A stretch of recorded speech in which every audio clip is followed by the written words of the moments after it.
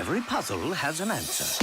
If you've been in this fandom for a while, you know how loved the what-if stories, or alternate timelines of Re:Zero, are. These stories show us what would have happened if Subaru had made different choices. To put it in simple, generic terms, it is as if the Marvel Universe constantly gave us interesting alternate stories about its world. No, seriously, they went from giving us a compelling evil Doctor Strange variant to Howard and Darcy's son. I think this is the best comparison I could find to explain it in more universal terms. But returning to the topic, personally, I have a love-hate connection with Re:Zero's alternate stories, and that's because the most of them are complete nonsense. I say this with complete certainty since I've read the entire novel.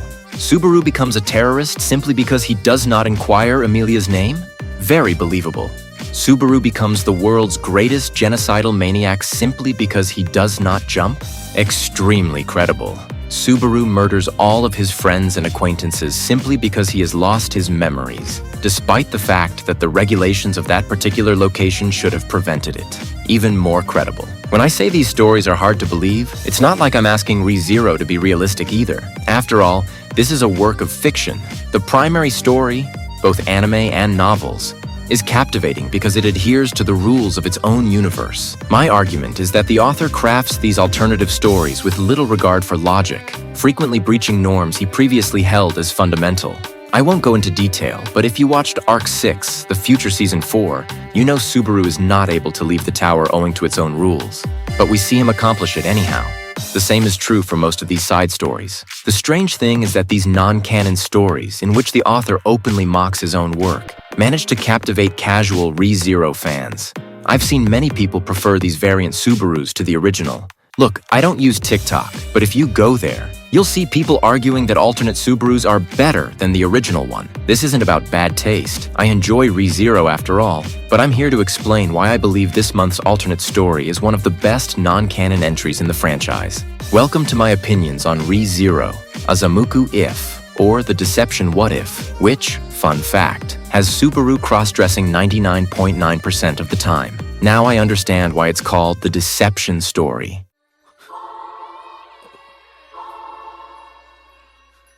Let me warn you right now that this is a what-if narrative that very few people will comprehend. Even if you are familiar with the anime, you will not comprehend what is going on because this year's alternate plot concentrates solely on events that have yet to occur in the animated version. It's worth mentioning that we're about to start the 4th season, and this plot won't come into play until the 5th. The Re:Zero Azamuku If is based on the Empire arc. To recap, this arc is about a conflict in Lugunica's neighboring kingdom, the Valachian Empire. It is a country that follows the law of the jungle, survival of the fittest. If you want to be emperor, all you have to do is kill the existing emperor and his army. Because of this mindset, the empire is constantly at war, both with its neighbors and with itself. Fortunately for them, a wise emperor rose to power approximately 7 years ago.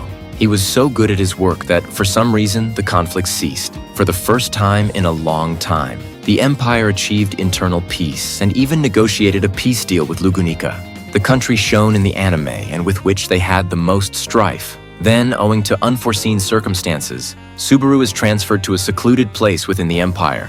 He meets none other than Emperor Vincent Valachia, who has been deceived and deposed from his throne. To make matters worse, Subaru discovers that the borders have been shut. The only way to open it is by restoring the betrayed emperor to his position as the highest authority in the empire. Subaru's only alternative is to assist Vincent in reclaiming his position as the empire's supreme king.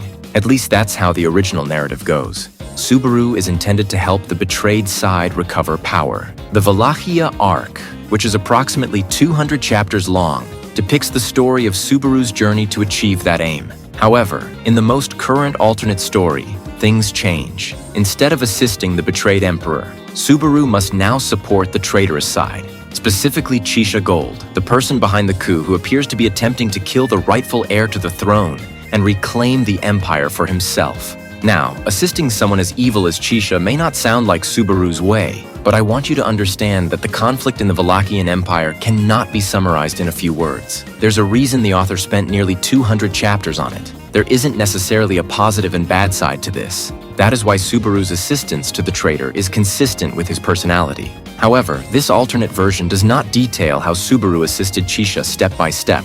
Instead, it shows us important occasions in which Subaru supported the traitors. About example, it demonstrates how he grew to care about individuals he used to despise, such as Olbart, the old man who murdered him over 1,000 times in just 7 seconds in the original novel. However, since they are not enemies, they get along so well that Subaru saves him several times and even feels bad when Olbart loses an arm in battle, so he creates him a prosthetic. We also notice that the amnesiac Rem has a better bond with Subaru on this route. In the original plot, Subaru repeatedly put himself in danger in front of her. Rem resented others putting themselves at risk for her. Therefore, this strained their connection. Subaru was often away, so they didn't have time to argue about it. He was still risking his life for her, but she never knew because of the distance. One of the most interesting developments is the number of people that die as a result of Subaru's absence. One of the most common concerns during the airing of Arc 7 was that none of Subaru's allies died. That criticism never made sense to me, because Subaru literally travels back in time to avoid it. This is the arc in which he determines and restricts who he will save and what types of catastrophes are worth looping for, and which are not. But now that Subaru is not there to help the Emperor, we can understand the true consequences of his absence. Many of his allies from the original plot die. For example, it is stated that all of the Amazons were slaughtered, save for Utakata, the village's tiny child. Flop, a merchant and one of Subaru's closest friends during this arc, dies at the start of the war. Tanza, another early fatality, appears to have been slain during the Chaos Flame incident. Even Emperor Vincent does not escape unharmed. Though he does not die in this alternate scenario, it is constantly stated that by the time he reaches the last battle, he is exhausted and suffering from severe psychological stress, because he no longer has someone like Subaru to help relieve his load and guide him. Another interesting element is that, to compensate for Subaru's absence, the Emperor forms an alliance with a man sporting a black eye patch and another wearing a bandana. If you've read the novels, you'll understand who I mean, but if not, I'll tell you this. The man with the bandana is the most dangerous person Subaru has ever met. Not because of his strength, but because of his decision-making abilities and how he handles other people's affairs. Todd, the man with the bandana, analyzes people based on their utility to him, whereas Subaru judges them based on their significance to him. As a result, in the original story, they will inevitably clash. I like how, even if the circumstances are different on this route, they remain adversaries. I won't get into details about what happened between them here, but Subaru admits Todd is more dangerous than any archbishop. In this parallel timeline, they square off again. And while it is uncertain whether Subaru fears him as much as he did in the canon version, he does see him as a significant threat. Todd is proved to be responsible for the deaths of Olbart and Kathma in multiple loops. It's not like he was the one killing them. There's actually a huge power gap that makes that unlikely.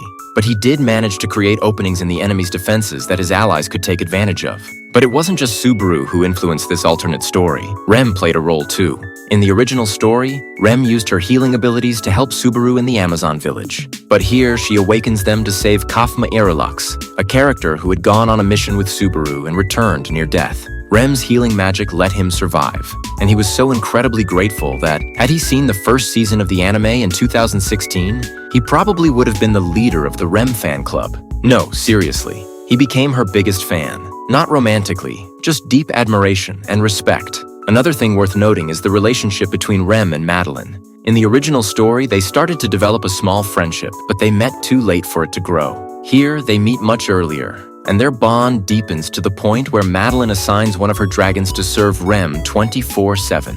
Finally, Subaru and Rem's presence seem to strengthen the traitors' unity and friendship. The traitor faction ends up feeling more like a group of friends working together to achieve a common goal than a group of reluctant collaborators, as shown in the canon timeline.